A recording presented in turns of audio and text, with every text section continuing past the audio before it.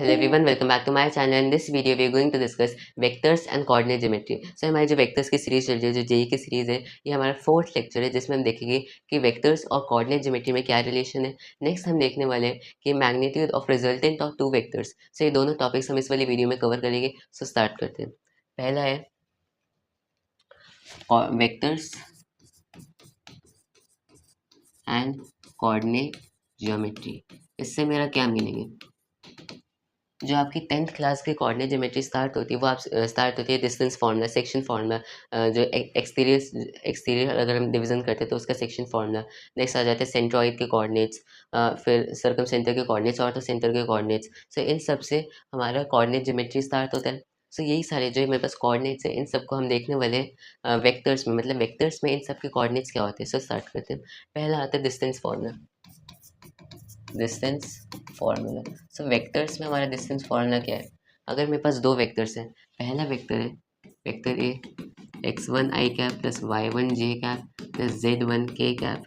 दूसरा वेक्टर है vector B x2 i cap plus y2 j cap plus z2 k cap. मेरे पास दो वेक्टर्स है, मुझे दोनों के बीच का डिस्टेंस फाइंड आउट करना है. क्या करेंगे कि दोनों के बीच का डिस्टेंस है a माइनस बी वेक्टर. मैंने a वेक्टर में से b वेक्टर माइनस कर दिया और उसका मॉड ले लूँ. सो क्या करना है, दोनों वेक्टर्स के सब्ट्रैक्शन और फिर उसका मैग्नीट्यूड. मतलब कि मेरे पास आ जाएगा दोनों का सब्ट्रैक्शन और उसका मैग्नीट्यूड. मेरे पास ये आ गया. सो इस तरह से डिस्टेंस बिटवीन टू वेक्टर्स में डिफाइंड है in vectors and three geometry. So next चलते हैं. अभी हमने डिस्टेंस फार्मूला की बात की. नेक्स्ट कोऑर्डिनेट ज्योमेट्री में आता है section formula. So section formula में हम कैसे करेंगे? Section formula. सो वेक्टर्स में सेक्शन फार्मूला क्या है वो देखते हैं. अब अगर मेरे पास दो वेक्टर्स है, वेक्टर ए और वेक्टर बी, वेक्टर ए और ये मेरे पास वेक्टर बी, दोनों को मैंने ज्वाइन कर दिया. इस लाइन को मुझे डिवाइड करना है m/n में. क्या करेंगे? अगर मैं इंटरनल डिवीजन की बात कर रहा हूँ तो पहले को दूसरे से मल्टीप्लाई कर दूँ प्लस दूसरे वाले को पहले से मल्टीप्लाई कर दो डिवाइड बाय m+n. ये वाला जो वेक्टर होगा वो कोऑर्डिनेट्स होंगे उस पॉइंट के जो इस लाइन पे लाई करता होगा, साथ में इस लाइन को m/n में डिवाइड करता होगा इंटीरियरली.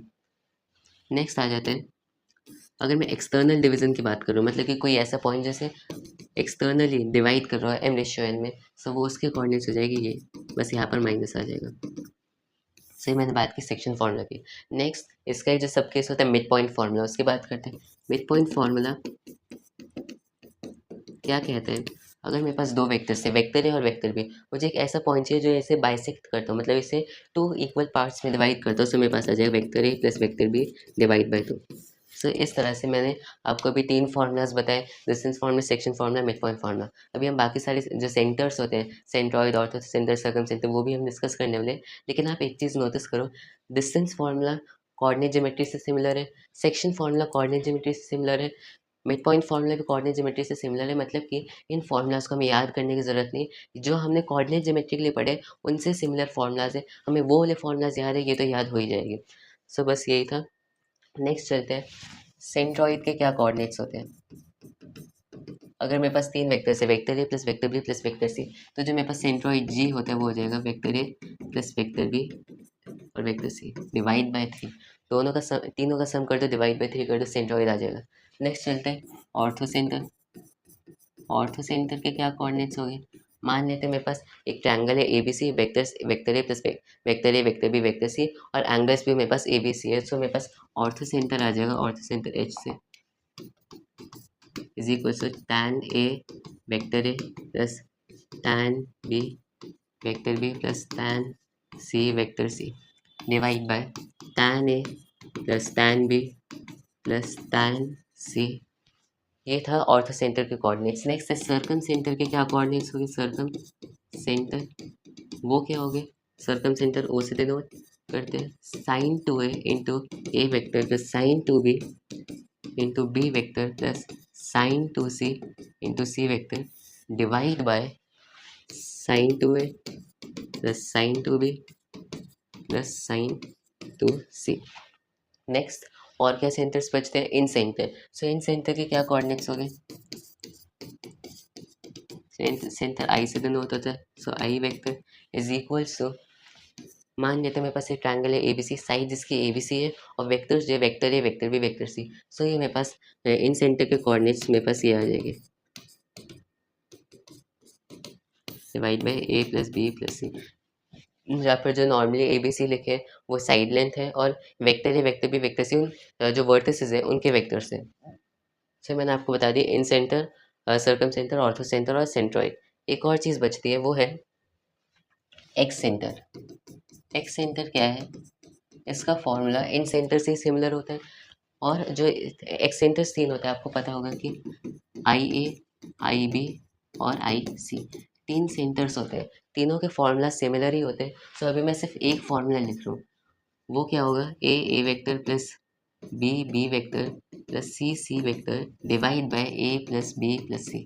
लेकिन ये था इन सेंटर का फॉर्मूला, मुझे निकालने IA मतलब कि हमें क्या करना होगा, आई वाले के सामने माइनस, ए वाले के सामने माइनस लगा दो, मेरे पास IA आ जाएगा। इसी तरह अगर मैं B वाले के आगे माइनस लगा दो मेरे पास IB आ जाएगा, C वाले के आगे माइनस लगा दो IC आ जाएगा।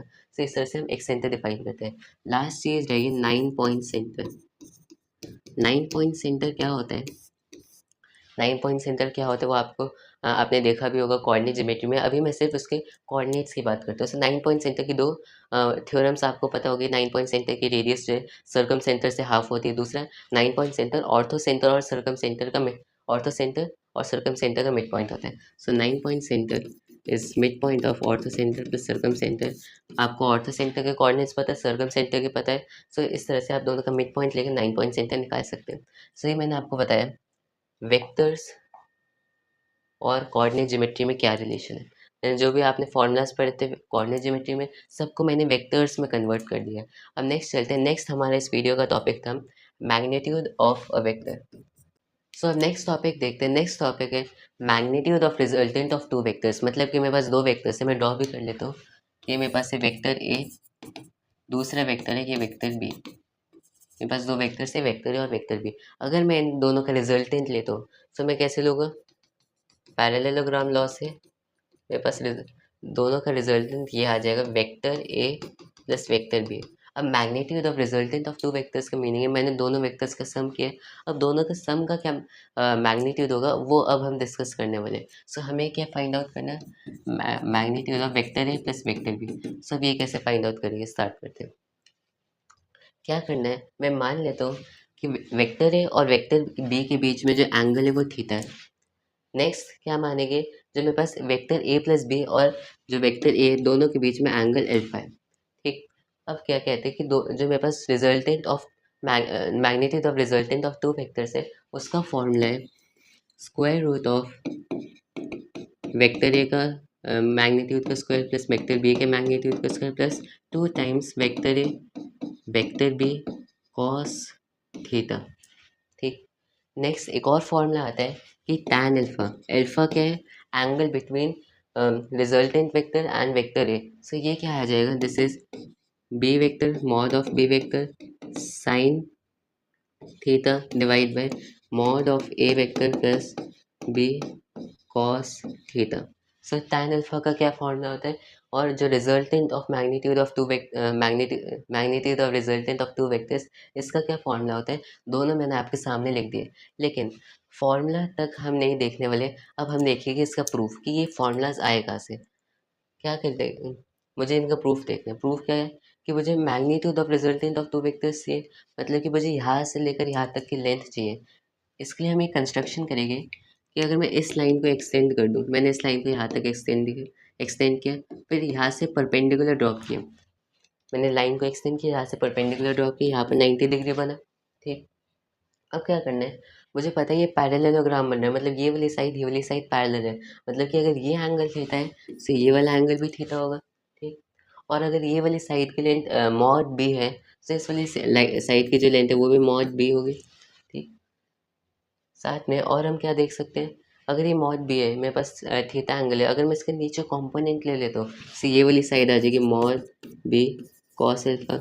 सिमिलरली ये वाली साइड आ जाएगी मॉड बी साइन थीटा। मेरे पास इसकी लेंथ पता चल गई, इसकी लेंथ पता चल गई। अब हम क्या करेंगे, मैं देख सकता हूँ मुझे इसकी लेंथ पता है, इसकी लेंथ पता है, मतलब total length mod of A plus this cos theta. मतलब मुझे पूरी लेंथ पता चली और मुझे इसकी लेंथ तो पता ही है। अब हमें कुछ नहीं करना, हमारा काम कंप्लीट हो गया। क्यों? मुझे ये मैग्नीट्यूड चाहिए था।